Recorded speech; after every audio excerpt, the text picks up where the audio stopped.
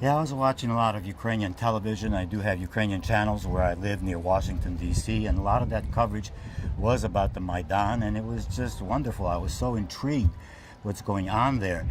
And a friend of mine in Florida was doing the same thing. He was watching all this coverage plus internet, and he called me and he says, George, we got to see what this Maidan is all about.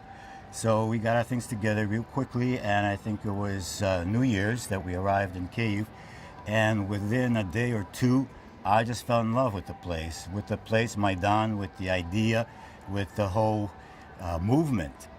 What attracted me was that here, so many people for such a long time manifested these values that I hold dearly, like optimism and self-discipline and love for each other and for their country and courage and all this. And they were doing things without complaining.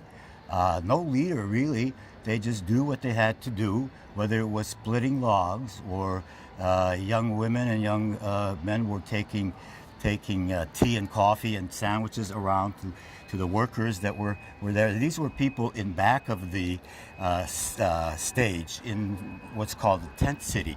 And they were those that came at the beginning and said, I'm going to be here until the end. And they were also the self-defense units. And so I saw this, and then in front, the stage, there were from 100 people to maybe 100,000 people. And they would all get into what was going on the stage, and on the stage were these great performers, and the atmosphere was so upbeat. It was so energized, and I'd walk through these crowds, and I'd look at their faces.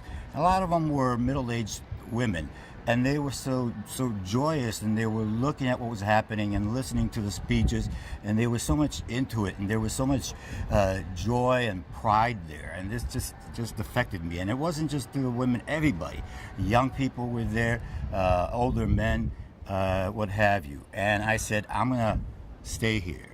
I had a chance to hold guard duty at the tent city in front of a barricade. Yeah, how did that happen? I mean, you said you had a chance. How did you? Well, I came and I wanted to do something. I wanted to help out once I decided that this is the place I wanted to be. So I went to the press office and I said, well, you know, I've got pretty good qualifications as a journalist and as an interpreter. I did this and that, and I'd like to offer my services to the movement. And so I did that once, did it twice, and I never heard from them. So I figured, okay, I'll do something else. So I signed up for the self-defense unit, and I got a chance to stay 2 nights, all night, keeping guard. It was cold, and I got to know some of the guys there, and I was really impressed. This was a learning experience for me because a lot of these guys were Russian speaking. In fact, I think the first time it was mostly Russian speaking guys from, I don't know, probably Eastern Ukraine. There was one guy that was there from the beginning that was a Russian from Moscow, and he was like into this movement. And what I remember hearing about this movement, people were saying, well, why are you here? And a lot of them would say, I'm here because I want to live in a normal, civilized country. So I think that this is what Maidan was all about. It wasn't about what Putin and his people were saying, that this is a project by the CIA of the United States and the EU to downgrade Russia and isolate it and so on and so forth. These people are paid. Nobody was paid. Nobody was paid a cent. I know this. And so this was an 8-hour guard duty, and then I'd go out. And what I would notice is that 4 o'clock in the morning, the performers on stage were as professional and as into it as if they were performing before 200,000 people. And on the other hand, the people, the audience, let's say there were 20 or 30, they were also as much into it as if it was, 12 o'clock in the afternoon and this was a big mass rally. So this really impressed me. Everybody was really into it. Ще не вмерла Україна, the Ukrainian national anthem, was played and sung every half hour, and then I think after a certain hour, every hour, and it just sounded so great. It's just such good music and such great words. And every few minutes there would be this Slava Ukraini, Heroyam Slava. And I would think that after a while people would get tired and it would kind of, diminish in decibels. It never did. It was just as strong, just as committed as ever. And so I had to go back home because my passport was about to expire, so I had to renew it. So I was at home for 2 weeks and then I came back. Came back at the beginning of February. And again, I went through the same routine, tried to sign up for the press center. They didn't want me. And so I signed up for the self-defense unit, a different company, the Sotnya this time, number 27. And with them, I held guard duty in front of the headquarters building, the so-called Federation of Trade Unions building. And so that was easier. It was about 4 hours a day, but this was some of the coldest weather they had here. So I think I caught pneumonia, but anyway.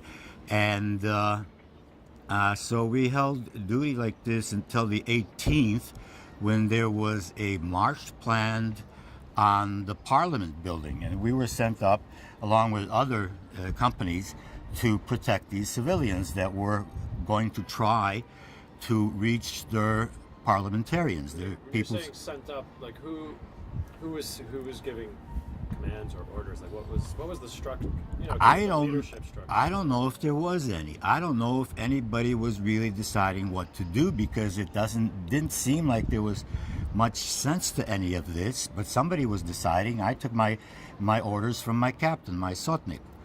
And so did the other Sotny companies. So we went up there and lined up in Mariinsky Park, which is next to the Mariinsky Palace, one of the landmarks here in Kyiv, and the Parliament building being not that far off.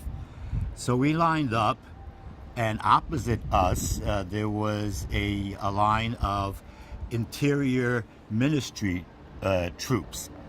And they had these metal blockades or something, plus they had their shields. And we had, some of us had helmets. I had a motorcycle helmet, and I think it saved my life. I didn't have a shield. I had my stick or club, and that was about it. Other people had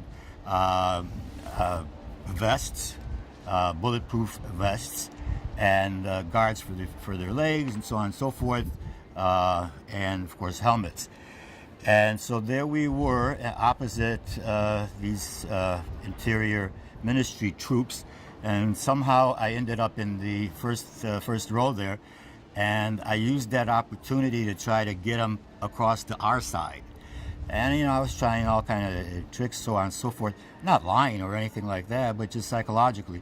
And I think I might have gotten a few over if some of our young guys didn't pull the trigger and start going through their lines, and then everything went upside down. So how did it start that day? I mean, how did the fighting? Yeah. Okay. We were up against this Interior Ministry troops line, but these were young kids. These were like maybe 18 years old. And the reason that they were out there, the regime or whoever was making decisions, decided that they need to be out there so they could get hurt, and then they could say, see, the self-defense units of the Maidan are killing our kids, our children.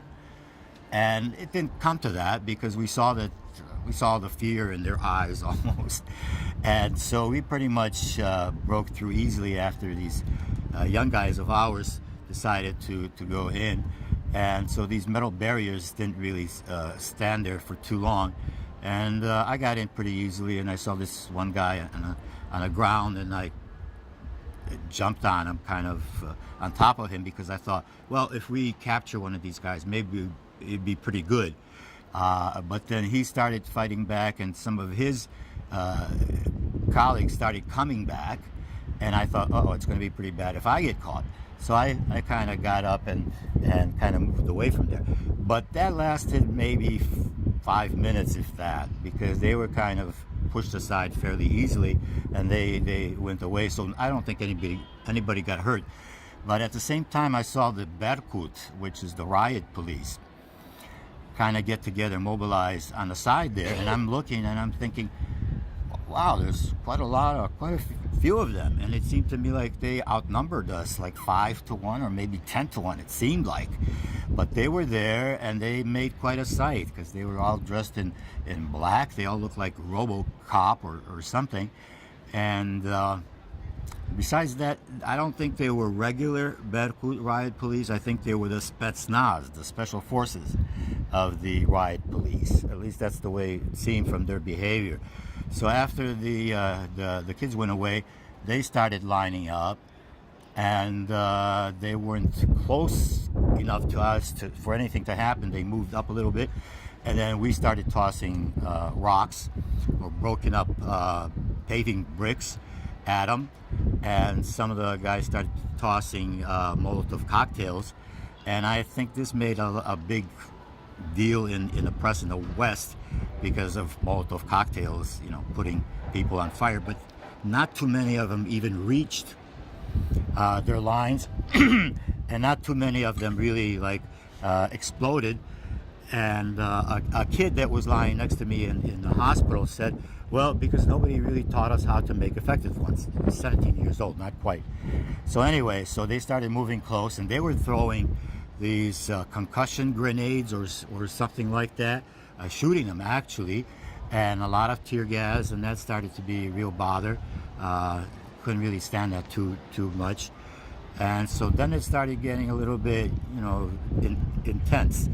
And so we put up these same metal blocks or metal barricades that the other guys used in front of us, plus our shields, and we thought that this would hold them. And so we're waiting them. I'm kind of in the third row behind this barricade because I didn't have my own shield. And then they move even closer, really close. And they're still tossing these grenades, and some of them explode really nearby, and they're scary because somebody said that they hit you, they could kill you. They could take off your arm or whatever. And they threw back the bricks that we threw at them. So it was this kind of thing, not toe to toe, but still pretty intense.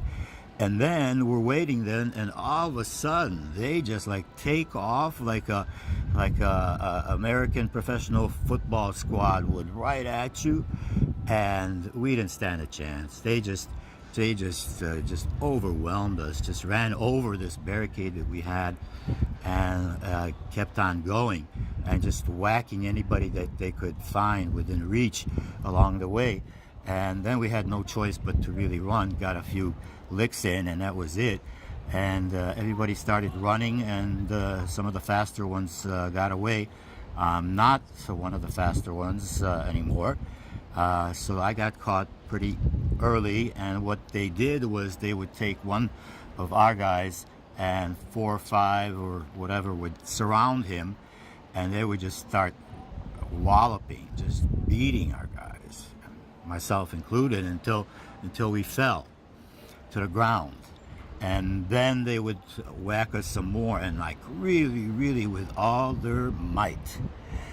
And I remember being down and dazed, and I'm looking around for my helmet, my motorcycle helmet, which is supposed to save your head in case of a motorcycle crash on the highway.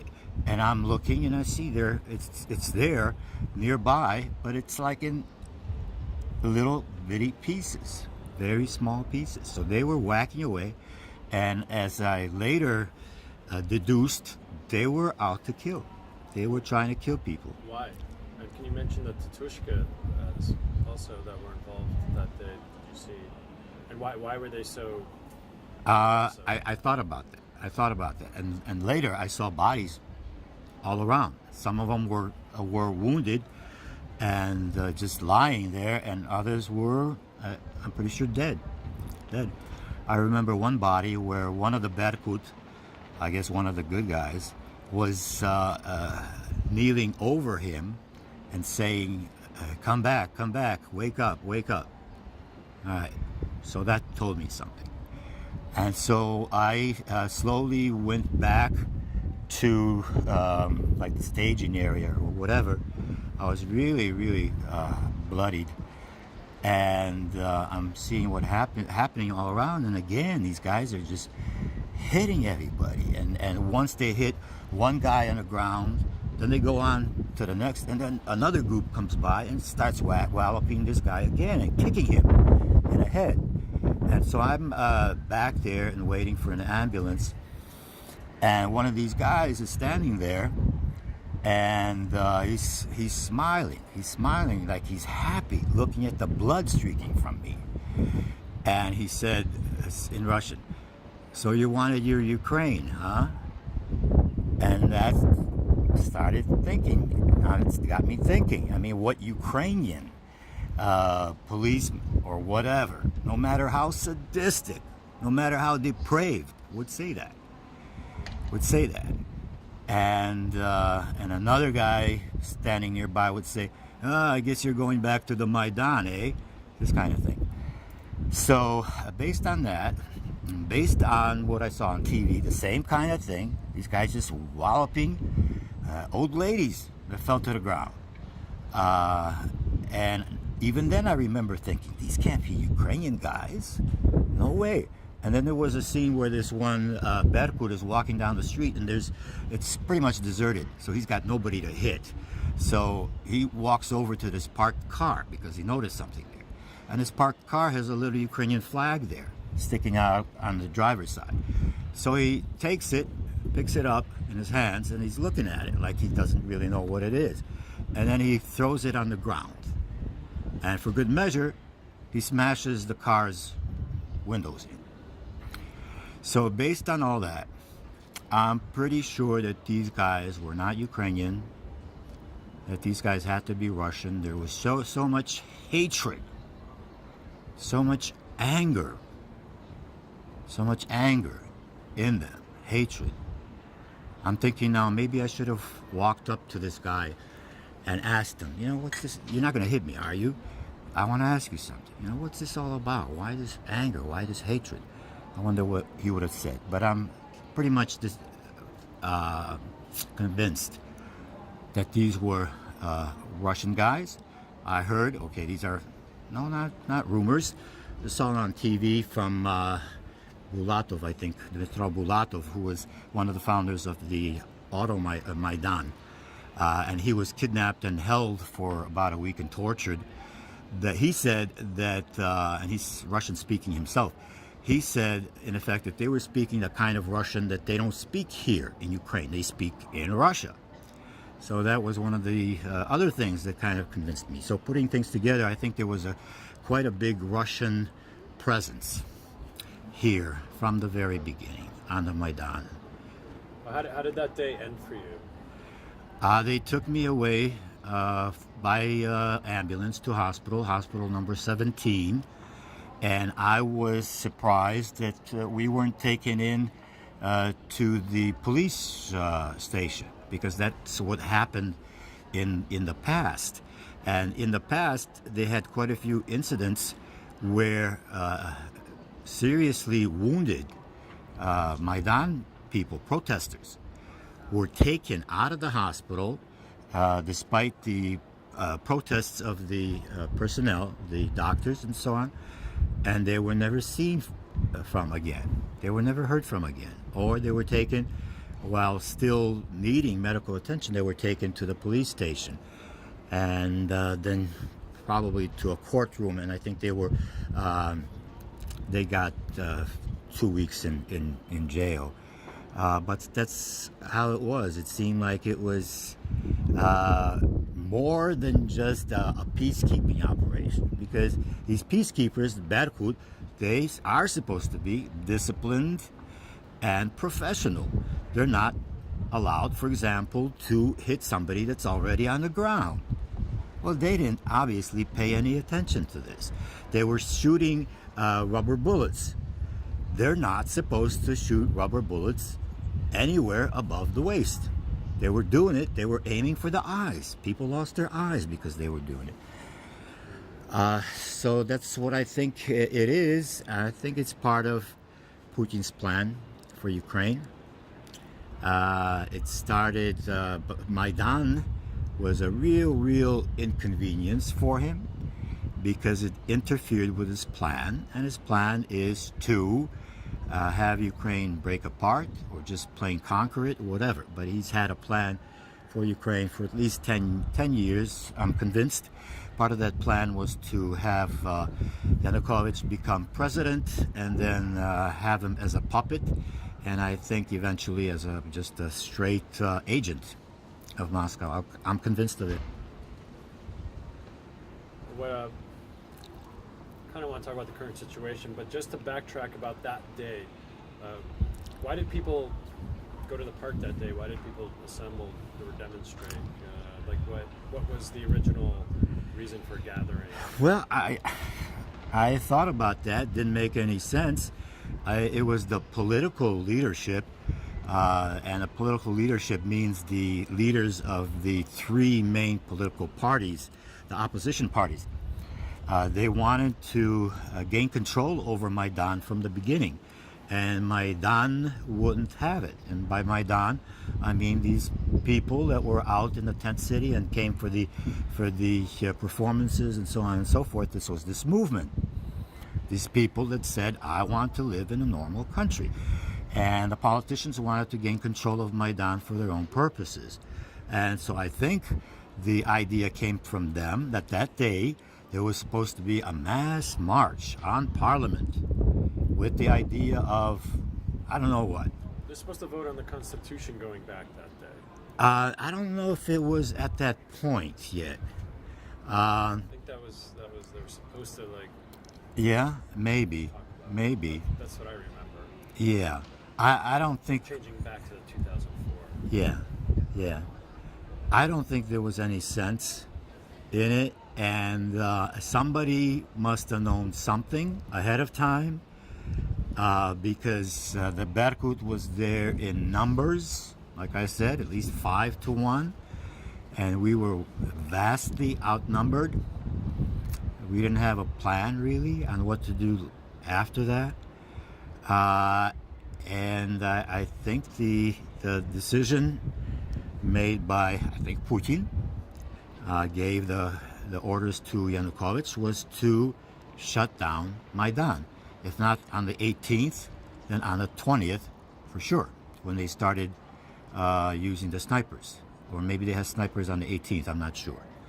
But that was it. On the 20th, they overran Maidan, and that was it. And then they tried to overrun Maidan on the 18th. I mean, they did. They came down as the Tutska. They came down to Rushavskoho, and people running, and they just got stopped by the firewall essentially. Maidan. Right. The barricades. There was enough people in Maidan that they couldn't keep coming. Right. To the stage. Okay. And so they stopped there. I missed all that. Yeah. I'm really sorry I missed all that. I was in the hospital. What injuries did you sustain during that day? I had a gash on the back of my head, and I think that's where most of the blood came from. I had a smaller gash, I think, in front. I had a concussion. I had my lower arm broken in 2 places. I needed an operation. This one? Yeah. Can you hold it up? Comes off on the 12th of April. Up to here. And then bruises, I think, over every single inch of my body. Legs hurt, feet hurt, ankle twisted or something. So why didn't you go home for health purposes? Well, because first of all, I couldn't go anywhere with the concussion, and then they discovered pneumonia, which nobody else did. So I couldn't even take a plane with pneumonia. So I was there, and I didn't want to leave in any case. I was feeling like really cheated because I couldn't be out there. But on the other hand, there was the Heavenly 100 that gave their lives pretty much on the 20th. So maybe I would have been among them. They went up against snipers with nothing but their clubs, and some of them with shields, some of them with wooden shields. These shields didn't help because the sniper's bullets went through the shield and through the bulletproof vest. So now the Kremlin and others are trying to say that these snipers were from the Maidan, from the self-defense units, or that we hired these snipers because they were obviously highly professional. But they were shooting from an area which was under control of the Berkut, so that doesn't fly at all. So I was in one hospital, and they kind of fixed me up a little bit, and then I went to the American Medical Center, where I got kind of American-style aid. Then I went for an operation to a third hospital, and then again to the medical center. And I'm doing quite well now. Took a while, but... So what are you doing now? What's going on in Maidan now? It's, what, March 18th? Yeah. I hope they don't shut it down. I can't see leaving this place. Of course, it's not the way it was when I first came here. And the first 2 weeks or so, it was just very joyous. It was the greatest experience of my life, like I said. And then on the 18th, 19th, and 20th, after all the heroes dying, and they were absolutely heroes, it was, of course, somber, but then the triumph. A few days later, Yanukovych fled, so Maidan triumphed. The place and the movement, which turned into a revolution. So I got a chance to be a little bit part of a revolution, which not too many people can say, and a successful one. And a revolution which, unlike most others, devours its children, did not devour its children. Well, it's a little early. I mean, you were saying a lot of people in Maidan are not happy with the new temporary government. Well, they weren't part of it. They gave some great speeches up on the stage, the best speeches I've heard in my life. I was so impressed. They're just so eloquent. They didn't need any sheets of anything, and just without a glitch. But I could tell that they were somewhat manipulative. For example, they signed an agreement with Yanukovych and his regime, the so-called amnesty agreement, where the regime would release all the protesters that had been arrested if several buildings were given back to the government. And so they argued that what's most important is to save lives. Life is the most important. But that was very manipulative, because it wasn't a case of saving lives. These people would have got a sentence of X number of years that they would have spent in jail, in the worst case. And we, of course, were certain that the revolution would triumph and they wouldn't spend any time. And on top of that, many, if not most, of these arrested protesters were just people picked up for no reason at all, because the regime wanted hostages with which to bargain. And so I pointed out that maybe more even than the law that says life is the most important, always save life, is another law: never negotiate with pirates, with hijackers, with kidnappers. And that's what they did. Yeah. That's what they did. So I felt that was not honest. But they did a lot of that manipulating, relying on their oratorial skills. I didn't like that. I don't like a lot of what they're doing now. For example, they, I think, betrayed the Ukrainians in the Crimea and especially the Crimean Tatars. Not proud of that. Not proud of that. But on the whole, I've never been more proud of being a member of the Ukrainian nation as I have been here. All that good stuff I said about the Maidan, that was as a human being. This was my best experience. But the people that made this happen were Ukrainians. It was just beautiful. Nobody said a harsh word to one another. It was clean. Everybody clean, picked up. And what they were depicting us as, completely the opposite. That there were nothing but drunks and narcotic addicts and prostitutes, and the place was like a pigsty and everything. Just completely the opposite. It just makes me so angry, just so unfair. Yeah. Well, what do you think's going to happen next?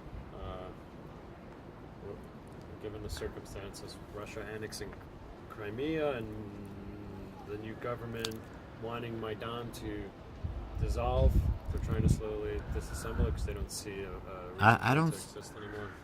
I don't see a reason why they should want the Maidan to dissolve, to go home, because there still is an energy here, and an energy that could lead to something good. There was a lot of people improvising, like for example, this Auto Maidan idea came from here, and that's where it happens. It was like a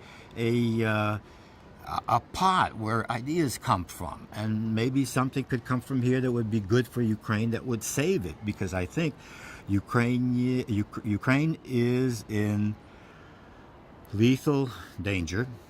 I think Putin wants to annex it or break it apart or just plain conquer it. That was his goal, and I think it's going to happen soon.